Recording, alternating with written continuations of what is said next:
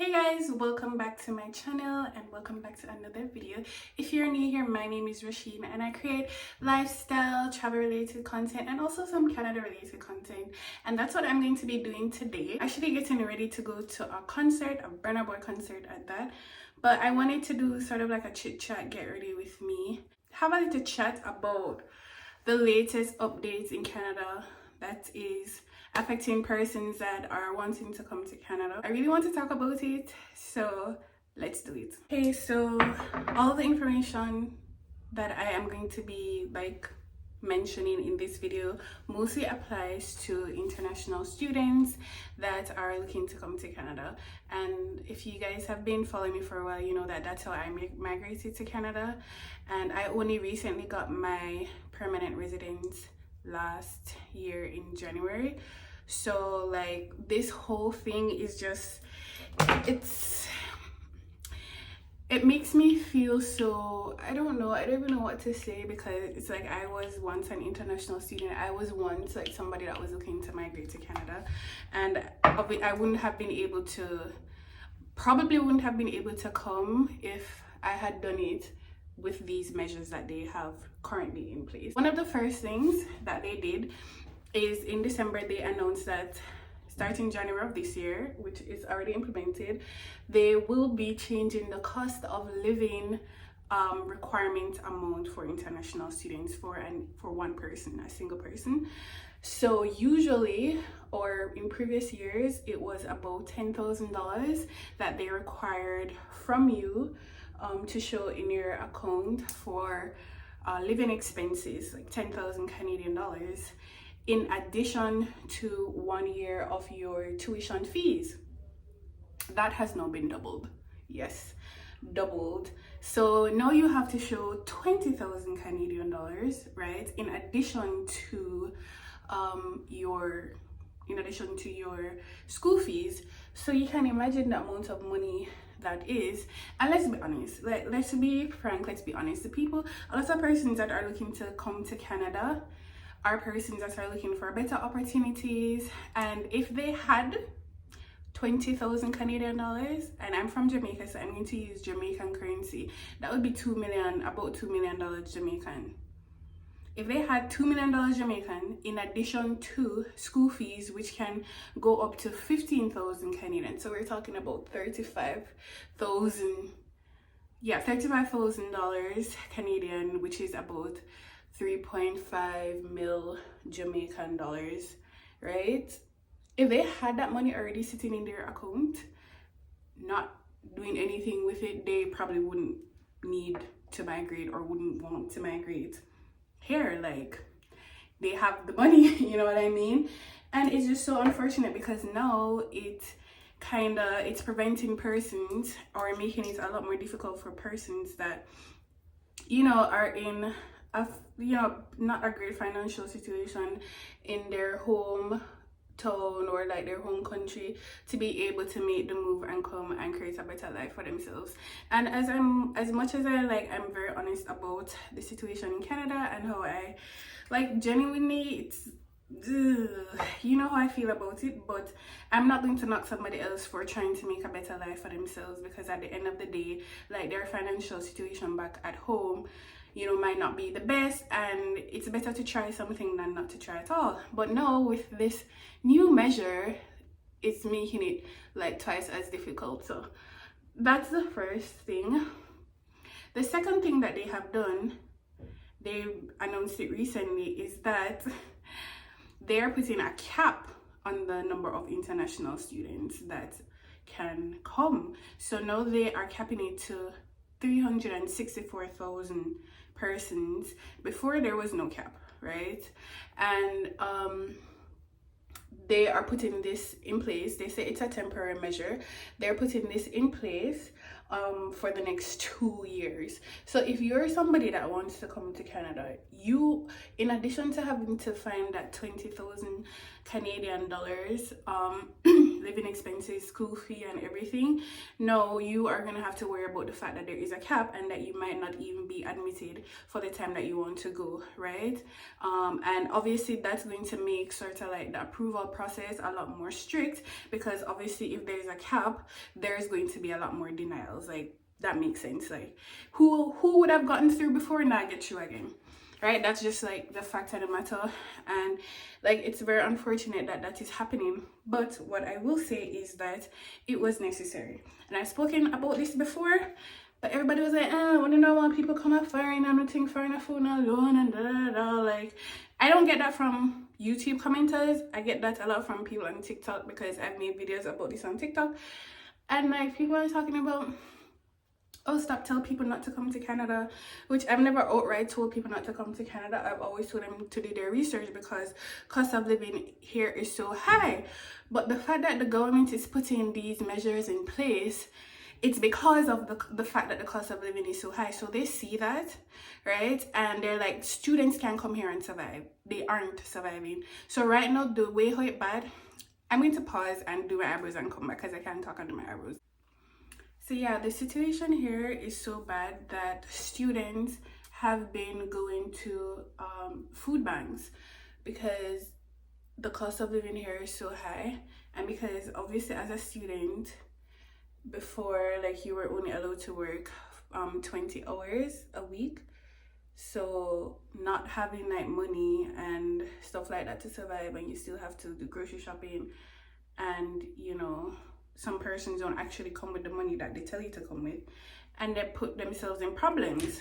So persons, the government has been seeing this, these food banks have been reporting persons for coming there that are students, because as a student you're supposed to come and have enough money, right?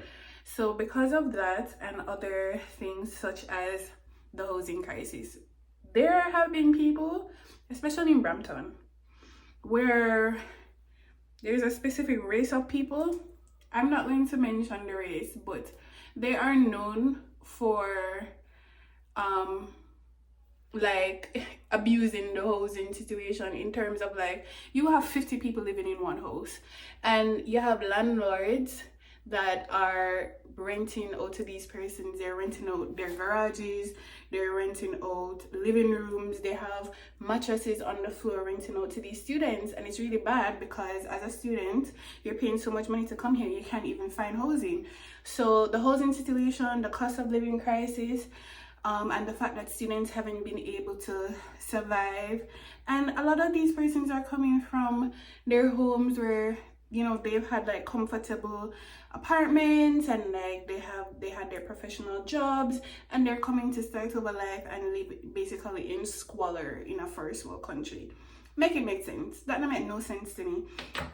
And the government sees this. Other people see it. Like, persons that were born and bred here are complaining about the fact that there are too many immigrants, and that, you know, like, it's putting a burden on the housing situation for them. They're not able to find housing. Like, the rent prices are ridiculous. People can't buy houses. It's like everything is going crazy. And I know that there is a cost of living crisis everywhere, but specifically in Canada, there are just too many people coming in, and they don't have the infrastructure supporting them, right? So because of that, instead of, and I would love for everybody to come, I want persons to come. That's why I have this channel, so that like, or that's why I started the channel, so that like persons can get information on how to come and like what it's like living here and stuff like that. But instead of creating affordable housing, or try to fix that issue, or stop taxing out our us, you know, they're putting a cap on students, brother. That's not the problem. We still need persons in Canada, because Canada is an aging population, right? That's the reason why it's always been so easy to move to Canada, because Canada is an aging population, and they do have enough young persons in the labor force, especially in the Atlantic provinces, some of those remote provinces, to work. So they need immigrants. How are you not going to cap? Make the housing affordable, right? You know, have the schools, like, you can, if you get a accommodation at a college, like, you're very lucky. You can't even get accommodation at a college, because the colleges are only here to get your money, and that is it. The level of education that you get for the amount of money that you pay is crap. And I can say that for a fact because I did it. It is really, really bad. Like, so bad that it's bad. Know that it's affecting a lot of you guys that, you know, want to come as well. And yeah, I just want to say that the things that I've been saying before about how it is here in Canada and, you know, how things are hard, it's not because I want to hear myself talk. It's because it was the actual facts of the matter. I'm the man on the ground for you all. Like, I'm like a reporter trying to bring the news and the tea to all of you, and that is the fact. And these measures that they are now implementing is basically just evidence of that. The fact that cost of living is so high, and the fact that we don't have any housing, right? So they have to tell persons, well, if you want to come to Canada, you have to better come with more money, because this amount of money that we told you you could survive on before, you cannot survive on it again. And that's the truth. And also the fact that too many persons are coming in, so now they have to cap it. It's just a fact. We don't have the infrastructure to support persons, you know, and it's just like so very unfortunate that all of this is happening, because I know a lot of persons want to come. And in addition to the fact that they've told persons that you know, they're putting a cap, you still could be able to, like, if you get your study permit and you have a spouse, your spouse could come and you would be able to get a work permit for your spouse, and your spouse could work while you are going to school. You are only able to get a work permit for your spouse, no, only if you are studying like a higher level degree, like a master's or doctorate. So if you're studying undergraduate or postgraduate certificate program, your spouse cannot come. And that is also another big thing, because a lot of persons, in order to be able to even afford living here and like life here, they're supposed to come with them and help to support them while they're going to school. No, you're gonna put the people them in a more problem because they don't have the support. Depression would kill you. You know, just having your spouse here was just like an added benefit, not just financially, but just for like the emotional support, the mental support, all of that. And yeah, it's not great, guys. So like, my recommendation to all of you, like, I know there's not much to really say or do, to be honest. If you have the money and you can come, and you know, you still want to come, then feel free. Like I said, it's not looking great. The outlook is not looking great. But if you don't, like, I implore you to look into other options of migrating to other countries, because this is applicable. These new measures are applicable across the board everywhere in Canada. So I can't even say go to another province and it's about Ontario. It's not about Ontario, it's about Canada on a whole. So wherever you decide to go, it's going to be applicable there.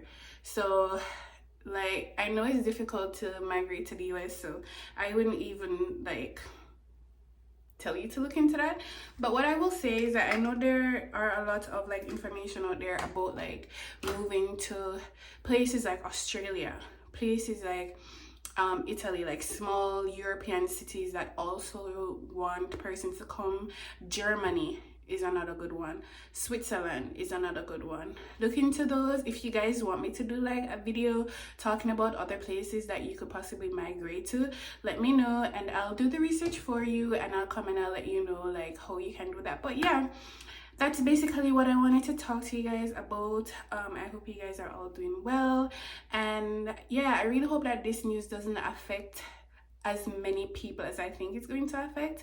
But continue to stay strong. If your goal has always been to migrate to Canada and you don't want to give up on that goal, then, you know, push through it. Try to come up with like creative ways of how you can probably save money.